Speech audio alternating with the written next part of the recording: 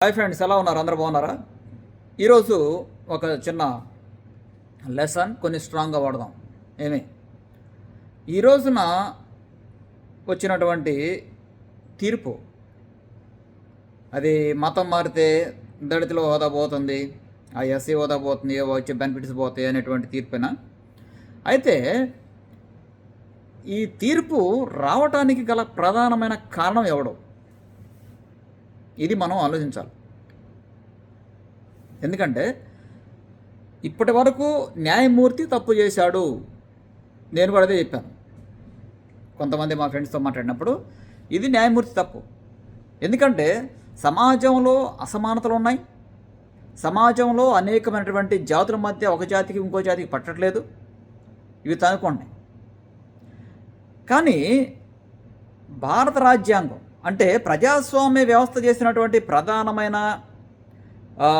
దాని యొక్క హార్ట్ ఏంట్రా అంటే ఈక్వాలిటీ ప్రదర్శించడం, మనుషుల మధ్య ఈక్వాలిటీ ప్రదర్శించడం అనేది ప్రధానమైన ఎజెండా ప్రజాస్వామ్య వ్యవస్థ అంటే రాజ్యాంగ వ్యవస్థ. రాజ్యాంగ వ్యవస్థలోకి ఈ యొక్క విషబిందు వేసినవాడు ఎవడు? అర్థమైందా? అంటే ఇంకా అది అలాగే ఉండాలి అని ప్రధానమైన విషయాన్ని చిమ్మినవాడు ఎవడు దానిలోకి? భారత రాజ్యాంగం స్వచ్ఛమైనది.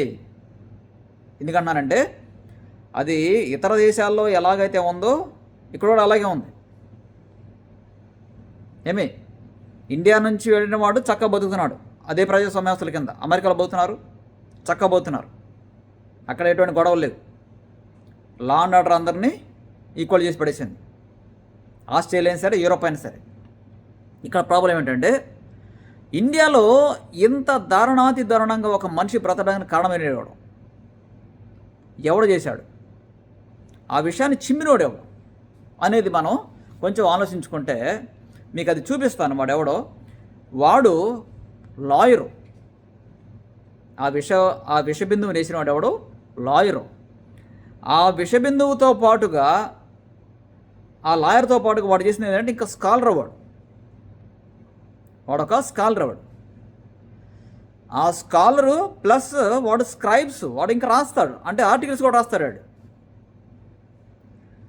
ఒక రకంగా చెప్పాలంటే వాడు అడ్మినిస్ట్రేటివ్ క్యాడర్లో ఉంటాడు. ఒక రకంగా వాడు అడ్మినిస్ట్రేటివ్ క్యాడర్లో ఉంటాడు. వాడు ఎవడు చూద్దామా? చూపిస్తారా? ఆ దొంగ వీడే. వీడి పేరు Rajendra Prasad, former president of India. మాజీ అంటే ఒకప్పుడు వీడు రాష్ట్రపతిగా చేసి పడేసి ఆ రాష్ట్రపతికి చేయాల్సినటువంటి పనుల్లో వాడు చేసినటువంటి దొంగ నీతిమాలిన పని వీడు చేసింది. వాడి ముఖం చూస్తేనే దరిద్రంగా ఉంది. వీడు ఎంత నీతిమాలిన జాతి వాడంటే 1950 ప్రెసిడెన్షియల్ ఆర్డర్ తీసుకొచ్చిన వాడే. ఎవరు గారు చేశారంటే ఇదిగో డాక్టర్ రాజేంద్ర ప్రసాద్, భారతదేశం మొట్టమొదటి రాష్ట్రపతి. వాడు చేసిన ఆధారం ఏంటి? భారత రాజ్యాంగంలోకి ఈ ఒక్క ఆర్టికల్ని వాడు ప్రవేశపెట్టాడు. 341 ఆర్టికల్ని వాడు ప్రవేశపెట్టాడు. ఆ ఆర్టికల్ ప్రకారం ఏ కులాలు షెడ్యూల్ క్యాస్ట్లుగా పరిగణించబడతాయో వాడు ఒక జాబితాను ప్రకటించి అధికారికంగా వాడు దాన్ని ఆ యొక్క రాజ్యాంగంలోకి ఇంప్లిమెంట్ చేశాడు. ఇది ఎప్పుడు చేశాడురా? ఆగస్టు 1950. ఎప్పుడది? 10. ఇది గెజిటెడ్ ఆగస్టున 11 ఇది ప్రచురించబడింది. వీడు చేసినటువంటి నీతిమాలిన పని. భారత రాజ్యాంగం యొక్క ప్రధానమైన ఎజెండా ఏంటి? ఈక్వాలిటీ తీసుకొని రావడం. ప్రజాస్వామ్య వ్యవస్థల్లో ఈక్వాలిటీ ఉండాలి, అది తీసుకొని రావడం అనేది ప్రజాస్వామ్య వ్యవస్థ యొక్క ప్రధానమైన ఎజెండా. కానీ వీడు దానికి ఒప్పుకోలేదు. రాజ్యాంగంలో అత్యంత విషపూరితమైనటువంటి, నా జీవితంలో నేను రీసెర్చ్ చేసే విధానం ఒక మనిషి సమాజం కోసం పోరాడుతుంటే దాని వెనక విషయాన్ని చిమ్మేది ఎవడు అని పరిశోధన చేసేటువంటి మెంటాలిటీ నాది. అది మొదటి నుంచి ఇలాగే ఉంటాను. నేను మీకు చెప్పాను, చాలాసార్లు చెప్పాను. నేను 6వ తరగతిలోనే సాంఘిక శాస్త్రం కింద అంటరాని తన నేరం అనే ఆ లైన్ చదివినప్పుడు దేశం యొక్క దౌర్భాగ్యం ఇదే అని డిసైడ్ అయినోడి నేను. అప్పుడు నుంచి నేను దీని యొక్క రూట్ ఎక్కడ అని ఆలోచన మొదలుపెట్టేవాడిని. అలా చదువుతూనే బైబిల్ మీద కూడా పరిశోధన చేయడం మొదలుపెట్టాను. బైబిల్ అన్నిటికీ ప్రధానమైనటువంటి రూట్ అని తర్వాత నా యొక్క పరిశోధనా స్థాయిలో తెలుసుకున్నాను. కానీ మానవ జీవితానికి ప్రజాస్వామ్య వ్యవస్థలో నీతి మాలిన జాతి వాడు ఎవడరా అంటే ఇదిగో మొట్టమొదటి రాష్ట్రపతి బాబు రాజేంద్ర ప్రసాద్. వాడు తీసుకొచ్చినటువంటి ఒక ఆర్టికల్, విషపూరితమైన ఆర్టికల్. అది ఈ విషపూరితమైన ఆర్టికల్ని తీసుకొచ్చిన వాడు ఈ దరిద్రుడు, ఈ నీతి మాలిన జాతివాడు. నేను అందుకే అంటాను, ఇటువంటి వాడి తల్లులు విషపాలతో పిల్లల్ని పెంచుతాయి. విషపాలతో పిల్లల్ని పెంచి సమాజంలోకి వదులుతాయి. ఎందుకు వదులుతాయంటే వీళ్ళ తల్లులు మనుధర్మశాస్త్రం కింద అత్యంత నీచంగా వాడిని అనుభవించారు వాళ్ళని. అది నేను మీకు ఆ మాట మీకు రాగా కనపడుతుంది కానీ ఇబ్బందికరంగా ఉంటాయి. కానీ ఇటువంటి వాళ్ళకి ఈ పదాలే వాడాలి. ఈ పదాలు వీళ్ళ తల్లులకి అత్యంత నీచంగా మనుధర్మశాస్త్రం కింద బతికినాయి కాబట్టి ఆ చచ్చిపోయే ముందు ఇటువంటి విషసర్పాలను కని పడేస్తాయి భూమి మీద. దీనికి బైబిల్ ఏమంటుందో తెలుసా? యెషయా గ్రంథం 33వ అధ్యాయంలో దేవుడు అంటాడు, మీరు పొట్టును గర్భం ధరించి కొయ్యకాలుని కొందరు అని చెప్తున్నాడు. దీని అర్థం ఏంటంటే ఇదిగో ఈ బాబు రాజేంద్ర ప్రసాద్ అనబడినటువంటి ఈ పనికి మాలిన తల్లులు ఏం చేసినదంటే నీచమైనటువంటి పనులు చేసినాయి. ఎందుకు చేసినాయి తెలిసిన? అవి కూడా చూపిస్తాను. ఇదిగో ఈ పనికి మాలిన చెత్త, ఇదిగో చూడమ్మా, యెషయా గ్రంథం 19వ అధ్యాయంలో సాంఘిక అసమానతలు కనపడతాయి మనకి. ఇక్కడ సాంఘిక అసమానతలు చూడు. కూలి పని చేయు వారందరూ మనోవ్యాధి పొందుదురు. కూలి పని చేయవారందరూ మనోవ్యాధి పొందుతారు. వాళ్ళు ఫరో యొక్క జ్ఞానులైన ఆలోచనకర్తలు, సోయన అధిపతులు కేవలము అవివేకులయ్యారు. అంటే వీళ్ళందరూ పండితులు అవివేకులయ్యారు. ఈ అవివేకులు అవడం వలన ఇదిగో ఈ కూలి పని చేసుకునే ఈ యొక్క పనికి మళ్ళీ నాకు వీళ్ళు అడ్మినిస్ట్రేటివ్ క్యాస్ట్ అయినప్పటికి కూడా వీళ్ళు చేసింది ఏంటంటే వీళ్ళలోనే దరిద్రాన్ని పెంచి పోషించడం అన్నమాట. ఆలోచన శక్తికి వీళ్ళు పశుప్రాయులయ్యారు. వీళ్ళు నిజంగానే పశువులు. ప్రజాస్వామ్య వ్యవస్థ ఏమో ఈక్వాలిటీని ప్రదర్శిస్తే లేదు మీరే మాకు మేమే అనేటువంటి ఒక జ్ఞానం లేనటువంటి నీతి మళ్ళీ నా కొడుకు వీళ్ళందరూ బూతులు వస్తున్నాయి. మరేం చేద్దాం, కోపం వస్తుందక్క. నేను జ్ఞాని కుమారుడును అంటే పండిత పుత్రుడును. జ్ఞాని కుమారుడును అంటే పండిత పుత్రుడిని. పండిత పుత్ర పరమసుంటః. నేను జ్ఞాని కుమారుడను, పూర్వపు రాజుల కుమారుడునని ఫరోతో మీరెట్లు చెప్తారు?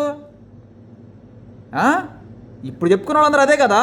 ఈ పొగడగాళ్ళందరూ మేము అసలు ఆకాశం నుంచి చూడపడ్డం తెలుసా? ఒకప్పుడు మేము రాజులం అమ్మా, ఒకప్పుడు మేము రాజులం. ఇప్పుడు చేస్తున్న అదే కదరా.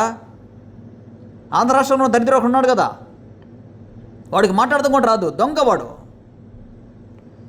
పూర్వపు రాజుల కుమారుడని ఫరోతో మీరెట్లా చెప్తున్నారు? నీ జ్ఞానులు ఏమయ్యారు? నీ పండితులు ఏమయ్యారు? పరికిమాలోళ్ళు అయ్యారు. పరికిమాలోళ్ళు ఏం చేశారు? పశువులను అన్నారు. ఈ పశువులు ఏమైనాయి? మేము అడ్మినిస్ట్రేటివ్ క్లాస్లో అన్నాయి. ఇదే చెప్తుంది ఇక్కడ. నీ జ్ఞానులు ఏమయ్యారు? సైన్యములకు అధిపతి యెహోవా ఐగుప్తు గూర్చి నిర్ణయించిన దానిని వారు గ్రహించి నీతో చెప్పలేను కదా. సోయను అధిపతులు అవివేకులైరి, నోపు అధిపతులు మోసపోయిరి. ఐగుప్తు గోత్ర నిర్వాహకులు. ఈ పనికి వలన కూడా ఈ యొక్క బాబు రాజేంద్ర ప్రసాద్ అనేవాడు దరిద్రుడు ఉన్నాడు కదా, ప్రజాస్వామ్య వ్యవస్థలో విషాన్ని చిమ్మినవాడు ఉన్నాడు కదా. ఈ ప్రజాస్వామ్య వ్యవస్థలో విషాన్ని చిమ్మిన వాడిది ఏ గోత్రం, వాడిది ఏ మతం, వాడిది ఏ కులం, వాడి దేవుడు ఎవడు? అది మార్గము తప్పునట్లు చేసిరి. ఇంత స్టడీ చేస్తాను రా నేను, అందుకనే నాకు ఆ బూతులు అలా వస్తాయి, ధారాళంగా వచ్చేస్తాయి. యెహోవా ఐగుప్తు మీద మూర్ఖత గల ఆత్మను కుమ్మరించి ఉన్నాడు. మత్తుడు తన వాంతితో తూలినట్లు ఐగుప్తు తన పని అంతటి విషయమై వారు తోల చేసి ఉన్నారు. తలైనను, తోకైనను, కొమ్మైనను, రేళ్ళైనను. అంటే క్లాసిఫికేషన్, సామాజిక వర్గ అసమానతలు ఇవన్నీ. తల, తోక, తాటి కొమ్మ, రిల్ అనేవి సామాజిక అసమానతలు. ఐగుప్తులో పని సాగింపు వారు ఎవరూ లేరున్నారు. ఇప్పుడు అది మొత్తం ఇసుక తిప్పల కింద అయిపోయిందిగా. ఇప్పుడు ఈ దరిద్రం భారతదేశంలో మిగిలిపోయింది.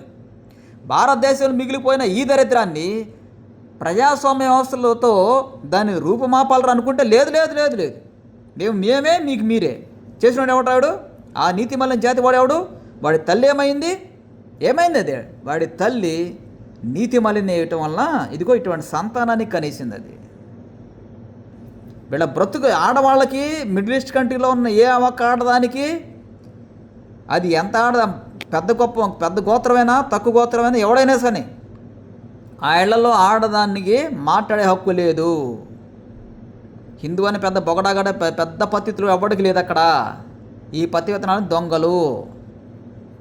నేను చెప్తున్నాను, ఇది అసమానతలు. కూలి పనులు చేసేవాడు ఉన్నాడు కదా, వాడు మనోవ్యాధి కలిగి ఉన్నారు. ఇప్పుడు మీరు కనుక భారతదేశంలో ఉన్నాడు ప్రతివాడు మేల్కోకపోతే అన్ని కులాల్లో ఉన్నారా? ఇదిగో చూడు, ఇక్కడ అసమానతలు, సాంఘిక అసమానతలు, తల, తోక, కమ్మ, రెల్లి, ఇవన్నీ సాంఘిక అసమానతలు. వీళ్ళల్లో కూలీళ్ళు ఉన్నారు. కూలి పని చేయవారందరూ మనోవ్యాధి పొందుతున్నారు.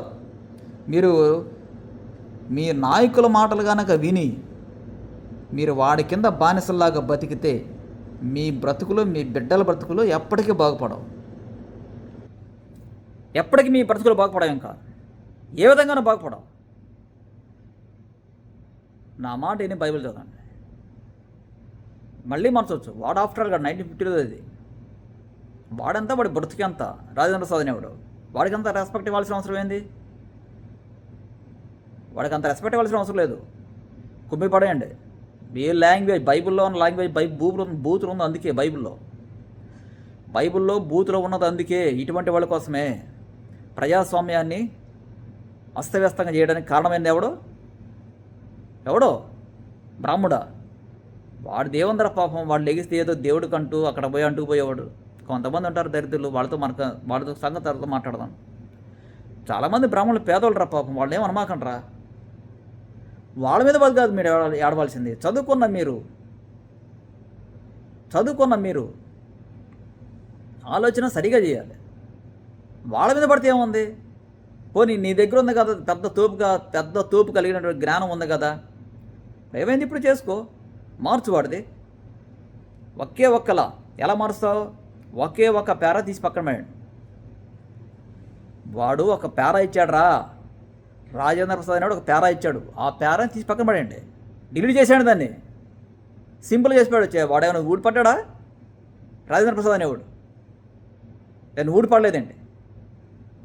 వాడు ప్రజాస్వామ్యాన్ని అడ్డం పెట్టుకొని ప్రెసిడెన్షియల్గా చేశాడు. ఇప్పుడు నువ్వున్న వాళ్ళు కూడా మీరు కూడా చేయొచ్చు. వాడికేంటి నీకునేంటి గొప్ప, వాడేంటి మీకు ఏంటి తేడా? ఒకటే కదా. ఈ బేకారణ కూడా చేసిన పనికి చూడరా, ఈ బేకారుడు ఎంత రీసెర్చ్ చేశాడంటే కులాల మీద, అచ్చం కూడా చేసింది అదే దరిద్రాలు అని వాడు. వాడు చేసిన నీచత్వం ఎక్కడి నుంచి, బీహార్ నుంచి మొదలుపెట్టాడు, బాంబే అన్నీ. వాడు స్కాలర్ రా, వాడు స్క్రైబ్, వాడు రాసేవాడు. వాడు ఆంధ్రప్రదేశ్, మధ్యప్రదేశ్, అసలు ఇదంతా వర్క్ వాడే చేసింది.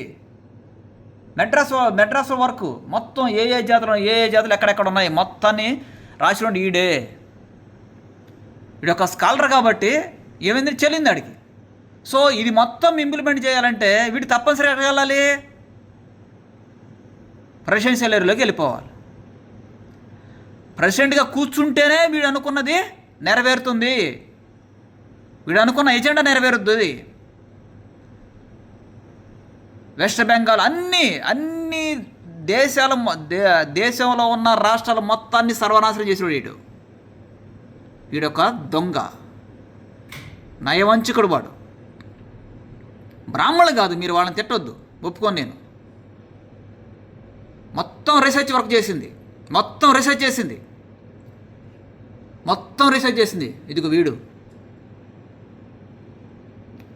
ఒక్క చిల్లంగి చేద్దాన్ని కొడుకు.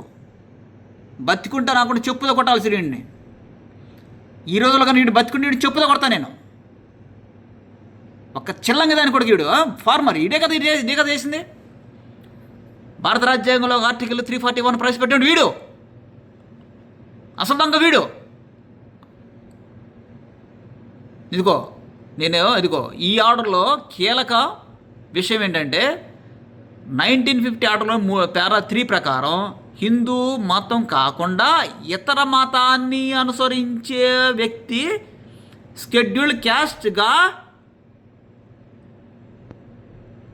పరిగణించబడ్డాడు.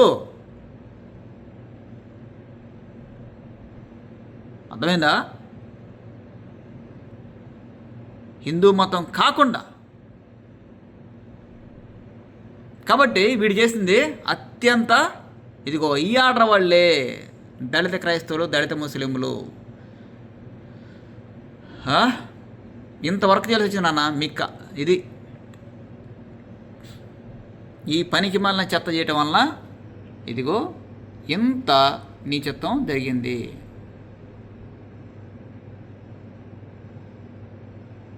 అర్థమైందండి? చూడండి ఏమంటుంది పారా 3. హిందూ, సిక్కు, బౌద్ధ మతాలకు చెందిన వారే షెడ్యూల్ క్యాస్ట్ అవుతారు.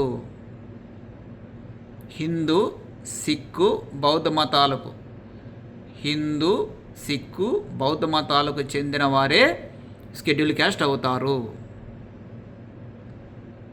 ఈ వాక్యం వల్లే దళిత క్రైస్తవులు, దళిత ముస్లింలు షెడ్యూల్ హక్కు కోల్పోతున్నారు. ఇది వాడు చేసిన పని. మార్పు ఏమవుతుంది? ఈ మార్పు దేని వల్ల వస్తుంది? కుల గుర్తింపు, కుల వివక్ష ప్లస్ చారిత్రక అణచివేత. వాడు పోనేలేదాడు. ఈక్వాలిటీ ఒప్పుకోలేవాడు. ఈక్వాలిటీకి ఒప్పుకొని వాడు రాజేంద్ర ప్రసాద్. ఈ రాజేంద్ర ప్రసాద్ ఏ కులరా? డాక్టర్ రాజేంద్ర ప్రసాద్ కులం ఏమిటి? వాడు కాయస్థ సమాజ వర్గానికి చెందినవాడు. వీడు దేనికి సంబంధించబడ్డాడు? వీడు బ్రాహ్మడు కాదు. వీడి చారిత్రక లేఖలు రాసేవాడు, పరిపాలకులు, అడ్మినిస్ట్రేటివ్ క్యాస్ట్లో ఉంటాడు. వీడొక అడ్మినిస్ట్రేటివ్ క్యాస్ట్లో ఉండే పనికి మళ్ళీ వీడు ఒప్పుకోలేదు. సమాజాన్ని ఎలాగే ఉండాలి, విడిపోయి ఉండాలని చెప్పినటువంటి నీతి మళ్ళీ సంతావాడు. వాడు గొప్పోడు ఏ మాత్రం కాదురా బాబు. వాడు దొంగ, నయవంచకుడు.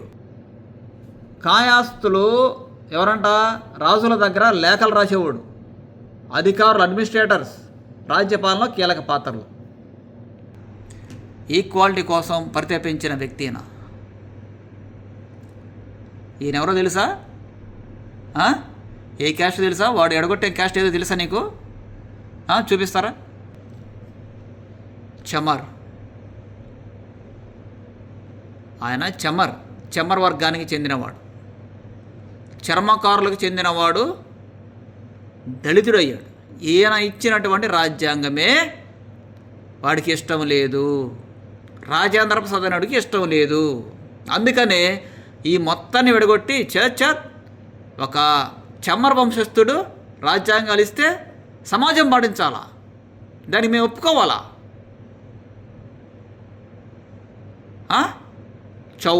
చౌదరి ఇదిగో వాళ్ళు కూడా తెచ్చారు. వీళ్ళందరూ ఆడలేరా బాబు? నేను ఎవరిని తక్కువ చేసి మాట్లాడతలా, కానీ మీరు జ్ఞానంగా ఉండాలనేది, దేవుడి జ్ఞానం పొంది జ్ఞానంగా బ్రతకాలనేది నా బాధ.